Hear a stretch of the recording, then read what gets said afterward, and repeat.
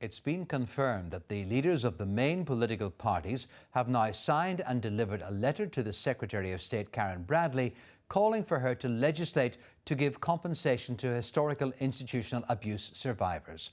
But as the intensive talking continues to try to restore Stormont, there's still no sign of agreement on other major issues. Today, rights, language and identity were on the agenda. In a moment, I'll be speaking to Sinn Féin's MLA, John O'Dowd. But first, I'm joined from London by the DUP's Westminster leader, Nigel Dodds. Mr. Dodds, many will be encouraged by today's letter to Karen Bradley. Yes, I think it's a very welcome development. I think the fact that agreement has been reached amongst the parties relatively quickly and there's a good consensus means now that there's an onus on the Secretary of State to act quickly in the interests of the victims of historical abuse. And clearly, it's a pity we're in this position. I mean, had the executive not been collapsed at the time, the local parties could have actually have dealt with this. But we are where we are. I think too much time has been wasted thus far by the Northern Ireland office refusing to act. And I hope now that they will act speedily and bring forward this legislation. So bring me up to date. What is the latest on those Stormont talks? Well, look, I think everybody agrees that people are engaging intensively. They're engaging very constructively. I think it'd be wrong to give a running commentary on the details of the talks, but I think that the atmosphere is one in which it's positive. People want to try to get a deal, certainly from our part. I mean, we have put forward the proposition that we should be having these talks alongside Stormont up and running, so there's no desire on our part to drag our feet about getting the restoration of devolution. How have they intensified this week? Well, clearly parties are engaging in the various strands of the talks that you mentioned. You mentioned talks that were taking place today. Tomorrow, I understand there'll be talks about sustainability, which is a very important aspect of this because we want to make sure that the sort of rigmarole that we've been through over the last 2 years doesn't happen again. We were nearly at this point over welfare reform where Sinn Féin threatened to bring down the institutions and they eventually did bring them down. So we want to avoid that. But look, what we are seeing is, I think, a serious engagement. We need to try to move things forward, and if a deal can be done, then let's try and do it as quickly as we can. But, I mean, there are serious issues that need to be addressed, and that is about the balanced, fair deal on rights for everyone, the issue of sustainability, and making sure that at the end of the day we get something that everybody can say and fairly and say, well, there's a deal that everybody can be satisfied with. And what makes you think that you can reach an agreement this time? Well, from our point of view, let's go back to basics. From our point of view, we don't believe that there's any impediment to getting Stormont up and running immediately. We would be willing to get that done within the next 24 hours. It is other parties that are putting up other issues. So we have to work our way through those. There are issues that we need to see if people are going to put forward issues in terms of their demands, and there are clearly concerns in the Unionist community that need to be met, and all of that has to be worked through. I don't know whether it will be possible to get that done quickly. I hope so. I really believe that people are intensely concerned to see it happen as quickly as possible, but we have to wait and see.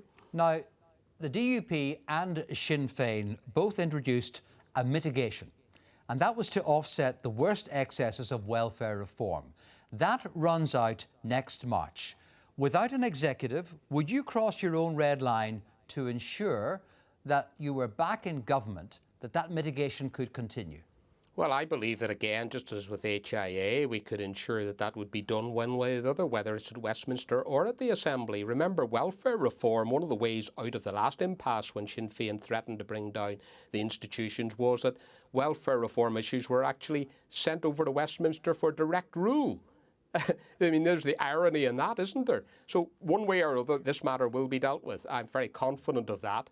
And the Select Committee, the Joint Northern Ireland Select Committee, on which we sit, and of course Sinn Féin boycotts, was in Belfast along with the Welfare Committee on Monday, taking evidence about the very issue that you're speaking about. Yeah, but if it goes back to London, what makes you think that you will have any clout to make an exception for Northern Ireland? Because the rest of the United Kingdom doesn't have the benefits that Northern Ireland has. No, well, I think that what this would be a continuation of the benefits that Northern Ireland secured. And remember, those benefits were secured under devolution at the behest and at the instigation and direction of a DUP minister, Nelson McCausland.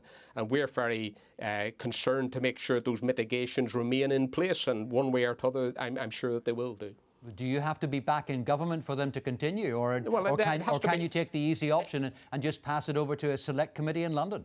No, it's not. It's not an easy option. We've seen the difficulty that's been in getting Karen Bradley to do anything. So it's not an easy option. But one way or another, I'm convinced that that will be done because there will be a consensus among the parties that it should be done. Does that mean you would expect to be back in government before March of next year? Well, I really hope that we will be in government long before that. As I've told you already, Paul, we'd be in government tomorrow morning if it was our concern and our affair. We're not the ones holding up devolution. Remember that. We're not the ones that brought devolution down. So some of those questions would be better directed elsewhere. Well, they will be going elsewhere after this interview. But let's take a look now at the Tory election race. Who would be your preferred winner? Well, look, the matter of the leadership of the Conservative Party, who's the next Prime Minister as a result, the decision is for the Conservative Party, so it would be wrong for me to indicate publicly which candidate is our preferred candidate.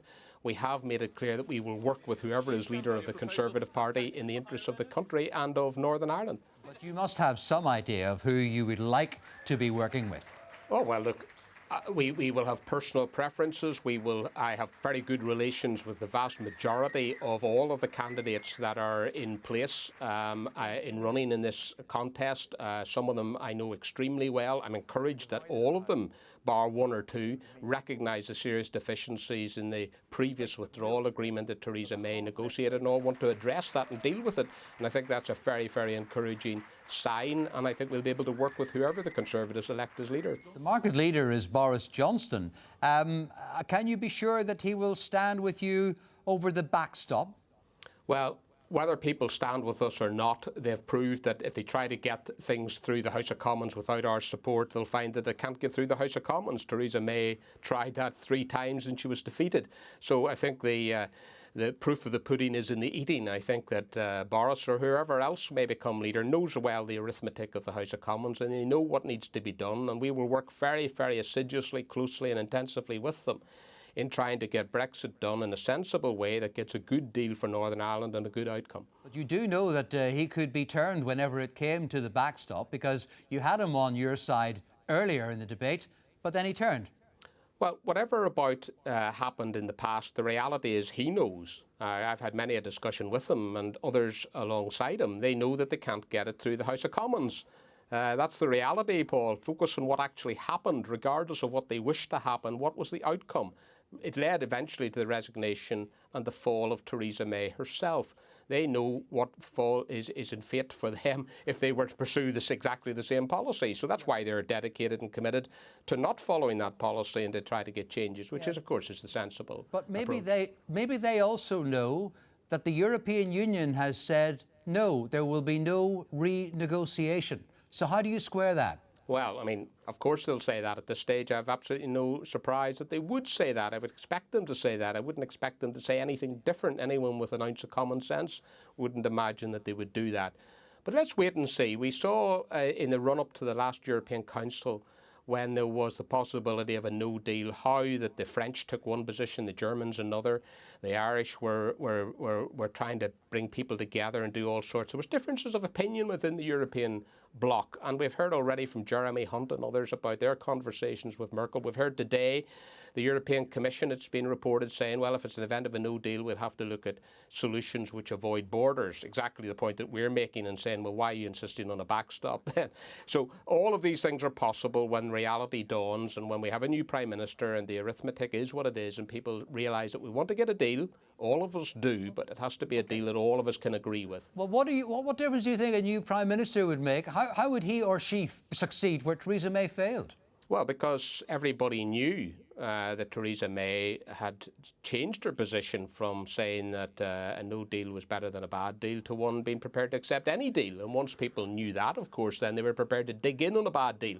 So let's wait and see what happens. Let's see how we move forward. I'm confident that people are concentrated on getting a good, sensible deal and a good outcome for Northern Ireland and for the rest of the United Kingdom.